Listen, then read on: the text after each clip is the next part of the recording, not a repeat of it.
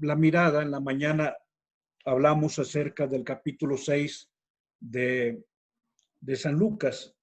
Sobre todo, bueno, hablábamos en torno a la cuestión de la fuerza y el poder de Cristo. Ya lo compartíamos el tema también en la mañana. Ahorita quisiera dirigir la mirada hacia la primera carta a los Corintios, que es la primera lectura del día de hoy, concretamente el inicio del capítulo 5. Y pongo título, conciencia del pecado, porque la carta a los Corintios va a mostrarnos una problemática en torno a la moralidad. Puse al pie de esta diapositiva una frase de Tomás de Kempis. Ya después hablaremos de Tomás de Kempis. Fue un escritor sobre la vida espiritual, nacida obviamente a partir de la palabra de Dios. Pero dice, fácilmente estará contento y sosegado el que de verdad tiene la conciencia limpia. Yo creo que este elemento de la conciencia es algo que tenemos que trabajar. Por eso esta reflexión la voy a dividir en dos partes. Un poquito forzado porque en la mañana he tenido una gran cantidad de reuniones, que te digo, hace 8 minutos terminé la última, pero también porque hay cosas que no quiero decirlas a la carrera.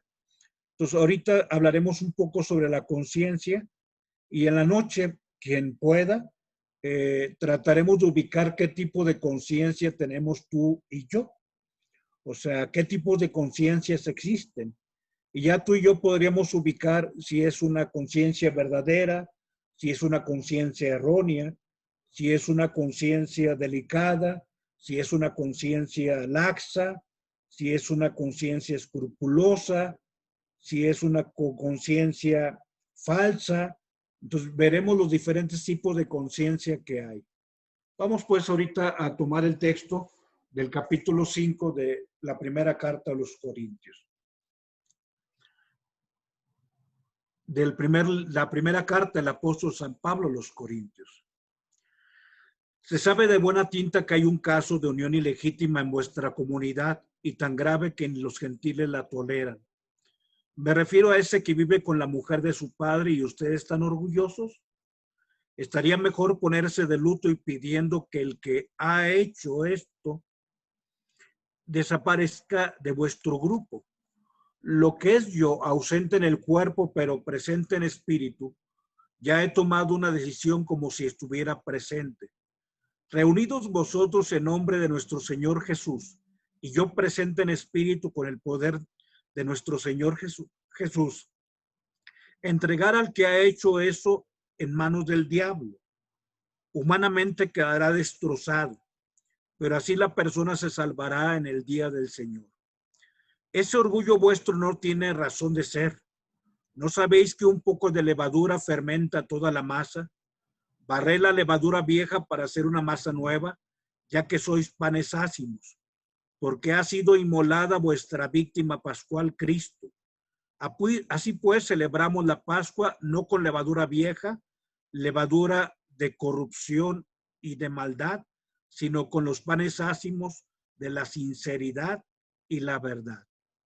Palabra de Dios. Te alabamos, Señor. Yo quisiera, en primer lugar, la letra roja, que nos presenta lo que está aconteciendo en la comunidad de Corinto. Una unión de un hijo que le robó la esposa al papá. Y lo más interesante aquí, y qué bueno que lo dice San Pablo, dice esto: o sea, ¿cómo puede pensarse en un cristiano si ni los gentiles lo toleran? Ojo, Pablo está expresando que en la comunidad cristiana pueden suceder cosas que ni la gente que no conoce a Dios, que ni la gente que nunca va al templo, que ni la gente que jamás lee la Biblia, que ni la gente que no reza, que ni la gente que no va a los sacramentos. ¿Cómo puede ser que en nuestra comunidad suceda algo que ni los gentiles toleran? O sea, nos creemos santos, nos creemos salvos, nos creemos hijos de Dios, nos creemos bautizados, nos creemos hermanos de Jesucristo, pero ¿cómo vives? Está cuestionando San Pablo. Parece que el texto es severo, pero fíjate en la letra morada que es subrayado. Él dice, ya tomé una decisión. Entreguen al que he hecho en eso en manos del diablo. O sea, vamos a dejarlo que toque fondo. Lo importante es que un día recapacite y que lo salvemos en el día del Señor. Digamos, es la pedagogía que Pablo está sugiriendo a la comunidad de Corinto. Pero por eso quisiera retomar el tema de la conciencia. Ya lo habíamos platicado hace como 2 meses, pero la palabra de Dios hoy nos da la pauta para poder discernir en torno a este tema de la conciencia. Reitero, ahorita algunas cosas rápidas. Dios mediante en la noche ubicaremos qué tipo de conciencias tiene el padre Rogelio. Y aquí lo importante es que yo sea sincero con Dios, pero también tú, ¿cómo está tu conciencia? Quisiera que ubicaras que esta es la primera carta a los Corintios, porque esto se trata, este momento también de tener momentos de crecimiento espiritual, pero también de tener formación. Por eso te comparto la siguiente diapositiva. Adelante. Viene en griego, korintiatsai es el verbo corintiar. Korintiatsai es el verbo. Aristófanes, un poeta de Grecia, acuñó este verbo, corintiar. Y bueno, se refiere a la práctica de la fornicación. Un día cuando escuches el verbo corintiar, o sea, fíjate cómo este pueblo de los corintios era difícil, o sea, muy complejo. O sea, un pueblo que hasta existe el verbo corintiar. No sé, por decirlo, con algo que aconteció en años cercanos. Hace 20 años sucedió en Colombia y hace 10 años, quizá de forma fuerte, ha sucedido en México. Pero habla de la colombinización, cuando de pronto empezaba el crimen organizado. Y el término de un país como Colombia se convirtió en verbo y ellos se molestaban porque hablábamos de la colombinización de México. Pero hay un momento en donde México de pronto se posicionó en una dimensión vergonzosa por lo que vivimos, que en algunos lugares hablan de la mexicanización. Y bueno, a mí me duele, a mí me avergüenza. Ojalá que algún día el término, por decir, nuevo leonizar, fuera un término para hablar de cosas buenas. Y lo mismo, poder hablar de un verbo de, no sé, regiomontanizar como una aportación, pero dejo eso como ejemplo y voy al verbo corintiar, que era un pueblo corintio, y se convierte en un verbo que significa práctica de la fornicación. Ahí queda la diapositiva y ahorita te la comparto, además que Fer lo sube a nuestro grupo de voluntarios. Pero ahí refiere, bueno, que Aristófanes se refería a antes de Pablo, pero que Pablo, leo a partir del número 3 que está ahí de la cita, dice, esto no significa que la Corinto de los días de Pablo fuera menos corrupta que la Corinto antigua con relación a pecados de índole sexual. Pero bueno, la palabra corintiar es un término para hablar de depravación. Y esto es lo que Pablo precisamente está refiriendo. Hablemos un poquito sobre nuestra conciencia. Adelante. La conciencia es una capacidad que Dios nos ha dado para elegir. Y pongo aquí el texto de Sabiduría 17:11, que habla de la maldad. Dice, pues la maldad de por sí es cobarde y se condena a sí misma, ¿sí? Porque si yo lastimo a alguien, pues claro que la conciencia me empieza a remorder. Si yo, no sé, te pongo el caso, bueno, un hermano sacerdote, cuando todavía no era sacerdote, yo lo recibí en el seminario. una noche andaba bien, pero ahí por Constitución, abajo del puente San Luisito, iba en su carro. O sea, obviamente ya antes de entrar al seminario, ya era profesionista, ya tenía su coche. Pero al ir por Constitución, abajo del puente San Luisito, se le atraviesa un indigente y murió el indigente. Bueno, él ya es sacerdote, pero todavía hoy en día, todavía en la conciencia de este hermano, sacerdote, sigue esa sombra. Fíjate cómo lo dice Sabiduría 17:11. A lo mejor aquí no hubo maldad, pero habla de un acto malo.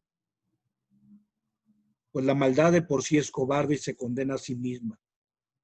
Apurada por la conciencia se imagina siempre lo peor. Tú sabes que esto es verdad. Por eso nosotros sabemos que cuando defendemos la vida, defendemos dos vidas. Defendemos dos vidas. Bien, nosotros somos libres, pero la libertad por excelencia se le llama libre albedrío. Sí, que es el libre albedrío que tú y yo somos capaces de elegir. Pero para elegir, si yo no tengo un juicio, pues entonces actúo por instinto. Para elegir, yo tengo un procesamiento en torno a mi discernimiento, en torno a esta capacidad que Dios me dio, para que entonces yo pueda ver lo que es recto o lo que no es recto y lo que yo no debo de elegir.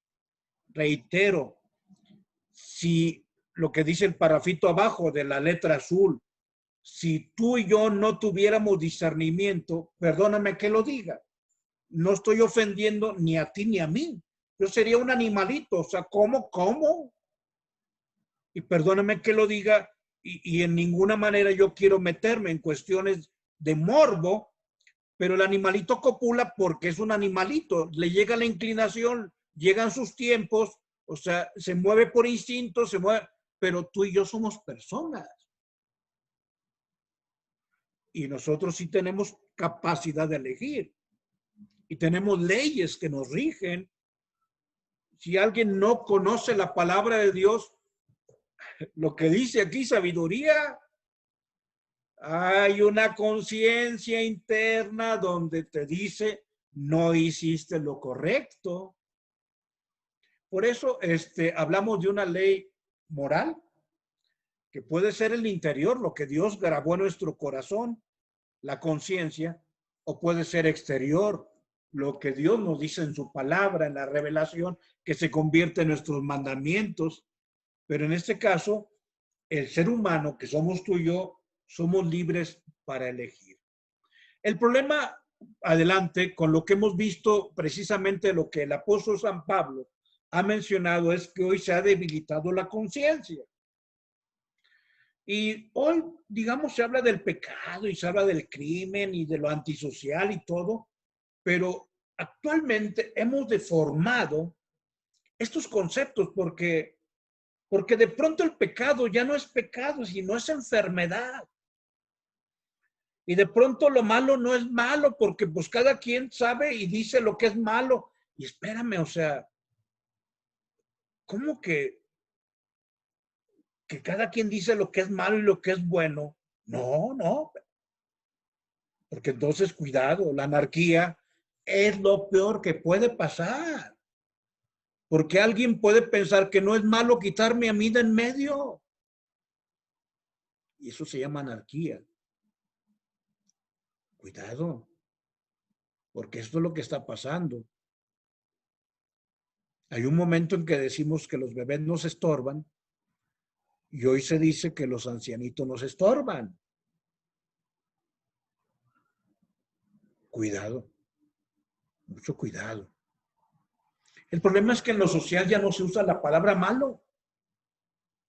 E incluso muchos cristianos ya no usan la palabra pecado porque la palabra pecado les suena anacrónico, anticuado, obsoleto. La palabra pecado parece ser una represión. Y se pierde la conciencia de lo malo y la conciencia del pecado. Y cuidado, cuidado. Si alguien no le hace caso a su conciencia, pues que admita que hay una ley. Pero, digamos, si yo, hasta en la sociedad civil hay una serie de leyes,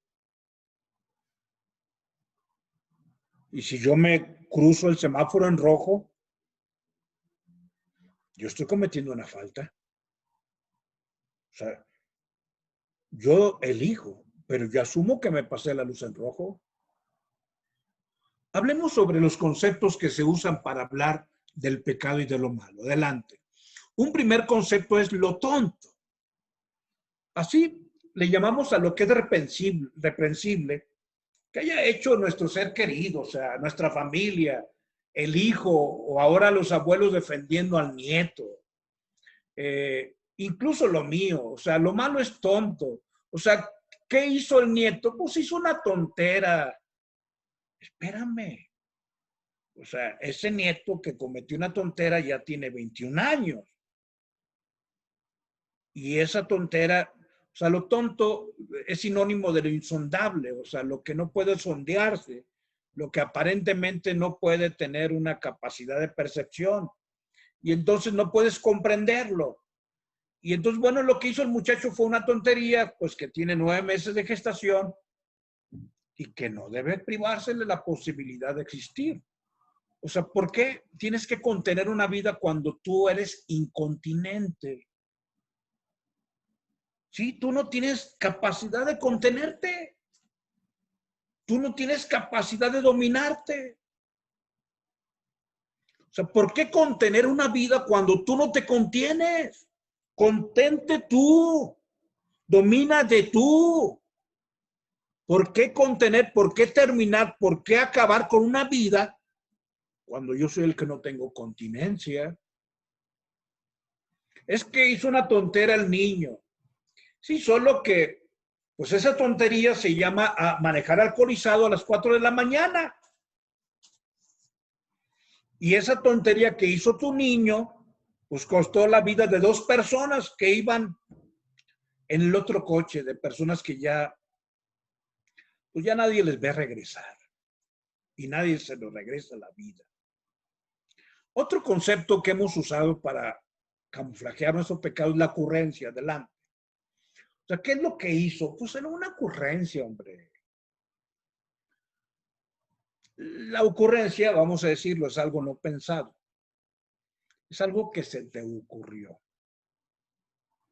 Espérame, o sea, nada más saber que esas ocurrencias, si fueran en tu contra, donde tú y yo fuéramos afectados, entonces pediríamos la cárcel o la pena capital si es posible. Y dicen, no, mira, no hagas las cosas grandes, padre. El niño estaba jugando. Fue una ocurrencia. Pues sí, con la ocurrencia le sacó un ojito al otro niño. Una ocurrencia. No, padre, a ver, ¿qué niños hay que no jueguen? Pues sí, nada más que jugando, pues le rayó toda la pintura al carro del vecino. Y un día ese niño va a crecer y cuando sus juguetes sean distintos, pues tendrá otro tipo de consecuencias. Entonces ya hablamos de lo tonto, de la ocurrencia. La tercera concepción es lo enfermo. Hoy dice, no, pues es que la persona no estaba en sus 5 sentidos. Pues que lo meten al hospital, ¿verdad? Es que estaba sufriendo depresión. Espérame, hay una responsabilidad. ¿Por qué no le llevas al psiquiátrico? Sí, hoy dice, no, pues fue un trastorno físico o un trastorno psicológico. A los niveles de minerales en su cerebro, de litio, o sea, de pronto bajaron y todo, pues la persona debió haber estado bajo supervisión médica, bajo regulación. Y entonces, bueno, hoy suponemos que una persona actúa impulsada por una enfermedad, una alteración física, psíquica, y no porque haya elegido. Y entonces esto lo usan mucho los abogados, porque dicen, bueno, que la persona que fue y, o sea, acuérdate de todas esas escenas que ya son también propios, no sé, perdón que refiera a lo mejor algo que al mencionarlo te afecte, pero el Colegio Americano del Noreste, ¿te acuerdas? Allá por el rumbo de Paseo Residencial. Perdóname, reitero, porque pues en el caso de un servidor conocí a la maestra, que en paz descanse. Era mi feligresa ahí en la parroquia de la Natividad.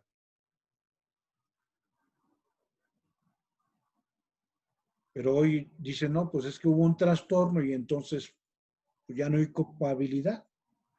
Y entonces deberíamos nosotros vaciar las cárceles. Y si en todo caso, o sea, en lugar de estar en una celda de privación de la libertad, pues estar en un hospital, ¿verdad? Porque la persona no es malo, estaba enfermo. Y entonces, bueno, que quitemos de los libros todo lo nefasto, lo infame de Nerón, de Hitler, de Idi Amin. ¿Te acuerdas de Idi Amin? Aquel que tenía carne humana en el congelador de su casa, porque era antropófago. Y esa gente, en lugar de ser dignos de rechazo, son dignos de conmiseración. Pobre Idi Amin, estaba enfermito. Pues sí, pero el pelado se tragó 2,000 personas. Bueno, hablábamos de lo tonto, hablábamos de la ocurrencia enfermo. Pasemos al último concepto que hoy camuflajea el mal y nuestros pecados, las circunstancias. Y hay quien habla de casualidad, pero quiero recordar que no hay casualidades, sino causalidades. Es que las circunstancias hicieron inevitable que aconteciera eso. ¿Alguna vez escuchaste a alguien que dijo, no, pues simple y sencillamente la persona murió porque estaba en el lugar inadecuado y en el momento inadecuado? ¿Por qué? Si el hombre iba a trabajar, era a las 5 de la mañana, iba a traer la comida para su familia. ¿Cómo que estaba en el lugar inadecuado y el momento inadecuado? Si él iba a traer el pan para sus hijos. Lo inadecuado no es que él haya ido, lo inadecuado es lo otro. O sea, gente que sin saber cómo tienen un coche que ni siquiera saben cuánto cuesta ni cómo pagarlo. Pero los papás les dan todo y les permiten hacer de todo. O sea, ¿cómo que estaba en el lugar inadecuado, en el momento inadecuado? Te fijas cómo el concepto de moralidad va decayendo. Por eso te digo, este tema de la conciencia es importante. Adelante. Cuando escucho esos argumentos morales de lo tonto, de la ocurrencia, de la enfermedad, de que fue culpa de las circunstancias, pues vamos dándonos cuenta de que cada día un problema de la actualidad es que esa vocecita interior que se llama conciencia se ha vuelto demasiado tenue y silenciosa, o sea, sigilosa. Las personas ya no escuchamos la voz de Dios, ni la voz de la conciencia, ni la voz de la palabra. Tenemos que hablar de que todos tenemos libertad de albedrío. Yo no niego que habrá algún momento en que alguien sí tenga alguna patología, pero hoy fácilmente las personas nos sacudimos nuestros actos. Es que estaba en un mal momento, por eso hice lo que hice. Y por eso cometiste adulterio. Es que las circunstancias, y por eso te da permiso a ofender a tu familia. Hoy el apóstol San Pablo reclama a la comunidad de los corintios. Y les dice, ¿ustedes están presumidos? ¿Se sienten orgullosos? Lo interesante aquí, y quisiera no dejarlo a un lado, fíjate cómo un mundo tan difícil como es la comunidad de Corinto, se le puede llevar la palabra de Dios. Y debemos llevarle la palabra de Dios. Si tú dices, es que nuestro tiempo, la gente ya no escucha. San Pablo se enfrentó a los corintios. Y ahí está la definición de Aristófanes, lo que significaba vivir en Corinto. En Corinto. A las personas se le llaman corintios, pero la ciudad es Corinto. El acto moralmente bueno es el que busca el bien propio y el bien de los otros. Lo veremos, te digo, lo profundizaremos Dios mediante en la noche. Un acto moralmente malo es el que busca el daño de uno mismo o el daño de otra persona. Pero fíjate, la siguiente es la última diapositiva de este momento. Adelante, Fer. Es un testimonio de parte de San Agustín. Y esto lo narra San Agustín en su libro de las Confesiones, sobre los excesos que había en el corazón de Agustín cuando era joven. Y sobre todo, algo que hoy se vuelve tan común. Hoy yo creo que existe hambre de notoriedad.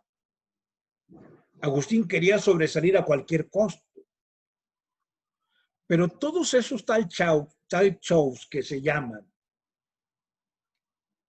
que fueron fuertes pero todavía siguen siendo fuertes. O sea, no es más que un hambre de notoriedad de muchas personas. Pero fíjate lo que dice San Agustín. Yo estaba avergonzado entre los otros jóvenes de que mi depravación no había llegado a un extremo igual a la de ellos. Yo les oí hablar alardeando de sus hazañas y cuanto más indignas y despreciables eran, tanto más las pregonaban. Así que me dediqué de lleno a las mismas hazañas, no solo por el placer que encerraba el hecho en sí, sino por la complacencia de poder luego alardear. Un gran santo, ¿eh? Agustín es el teólogo más grande del primer milenio. Dios tocó su corazón. Fíjate cómo aquí se aúna lo que ya leímos de Pablo. Si yo estuviera ahí, y aunque no estoy físicamente, estoy en espíritu, daría el siguiente dictamen. Déjenlo al demonio. Lo importante es que un día se salve su persona. Y este hombre, Agustín, que tocó fondo, un día se encuentra con el Señor, lloró sus pecados e inició una vida nueva. Porque Agustín bien pudo haber sido habitante de Corinto, como tú y yo también. Pero hay que pedirle a Dios que nos conceda su luz para cambiar. En la noche, reitero, compartiré un contenido sobre el tipo de conciencia que tenemos. En nombre del Padre, del Hijo y del Espíritu Santo. Amén.